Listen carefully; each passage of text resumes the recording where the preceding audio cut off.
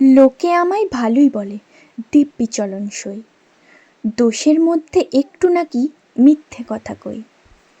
ঘাটশিলাতে যাবার পথে ট্রেন ছুটেছে যখন, মায়ের কাছে বাবার কাছে করছি বকম বকম।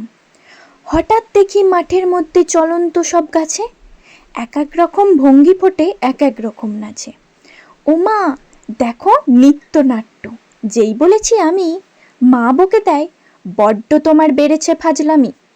চিড়িয়াখানার নাম জানো তো? আমার সেজমেশো আদর করে দেখিয়ে দিলেন পশুরাজের কেশর।